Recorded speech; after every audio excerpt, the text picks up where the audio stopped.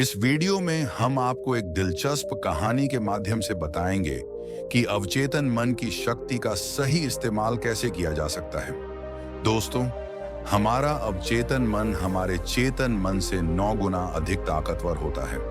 चेतन मन तो हमारे विचारों और तर्कों से प्रभावित होता है, लेकिन अवचेतन मन वह गहरा भाग है जो हमारी अधिकांश आदतों और व्यवहारों को नियंत्रित करता है।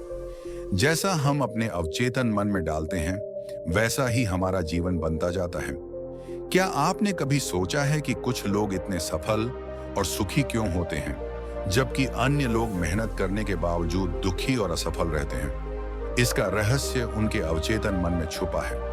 अगर हम अपने अवचेतन मन में सकारात्मक विचारों को डालते हैं, तो हमारी जिंदगी में सकारात्मकता और सफलता आती है। इसके विपरीत, अगर नकारात्मक विचारों से इसे भरते हैं, तो नकारात्मक परिणाम ही मिलते हैं।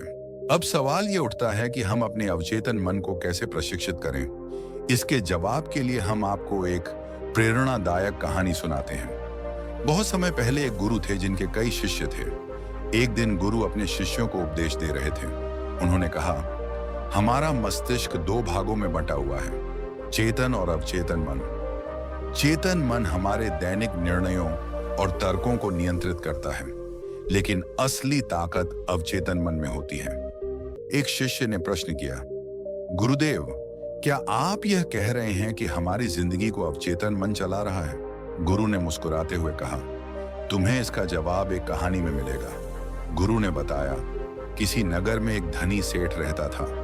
उसकी हवेली के बाहर एक पहरेदार तैनात था। जब भी हवेली के अंदर कोई उपद्रव होता, तो पड़ोसी आते और पहरेदार को समझाने की कोशिश करते कि शांति बनाए रखो। लेकिन पहरेदार कहता, मुझे समझाने से कोई फायदा नहीं, समस्या तो हवेली के अंदर है, मेरा मालिक ही सब कुछ कर रहा है।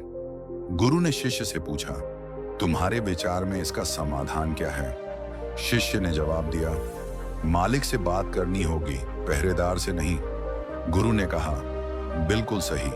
ठीक इसी तरह हमारा चेतन मन पहरेदार है और अवचेतन मन मालिक। हमें अपनी समस्याओं का हल चेतन मन से नहीं, बल्कि अवचेतन मन से निकालना होगा।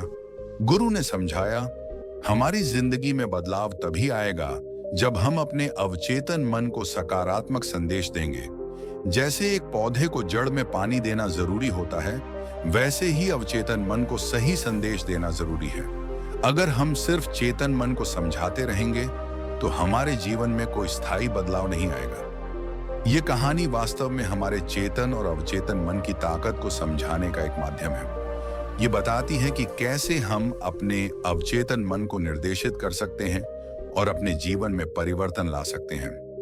गुरुवर द्वारा दी गई शिक्षा के अनुसार, जब हम अपने चेतन मन को शांत कर देते हैं और उसे अवचेतन मन के सामने पहरेदार बनने से रोकते हैं, तभी हम अपने मन की गहराई में उतर सकते हैं। अवचेतन मन में दिए गए स्पष्ट और सीधा संदेशों का प्रभाव इतना गहरा होता है कि यह हमारे जीवन में बड़े से बड़ा बदलाव कर सकता है। यह भी बताया गया कि आज की जटिलता और आधुनिक सोच ने हमें तर्क वितर्क में उलझा दिया है, जिसके कारण हम अपने अवचेतन मन तक पहुंचने में असमर्थ होते जा रहे हैं। जबकि पहले के लोग सरल थे और किसी भी बात को आसानी से समझ लेते थे। गुरुवर ने यह भी बताया कि यदि हम अपने लक्ष्य या इच्छा को लगातार 28 दिनों तक दोहराते हैं, तो हमारा अवचेतन मन उसे स्वीकार कर लेता है और तब वह किसी भी कार्य को पूरा करने के लिए तैयार हो जाता है। यह पूरी प्रक्रिया इस बात पर आधारित है कि हमारा अवचेतन मन विरोध नहीं करता,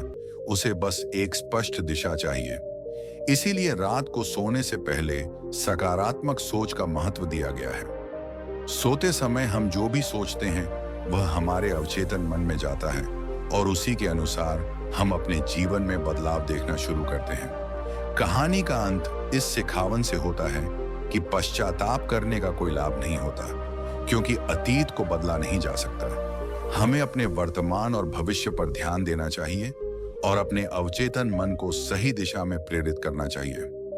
वह बूढ़ा भिक्षु आगे कहता है कि हर इंसान को जीवन में यह सीखना चाहिए कि जो गलतियां पहले हुई हैं, उन्हें दोहराने से बचा जाए और भविष्य की गलतियों को रोकने के संकेतों को समझा जाए। फिर वह 5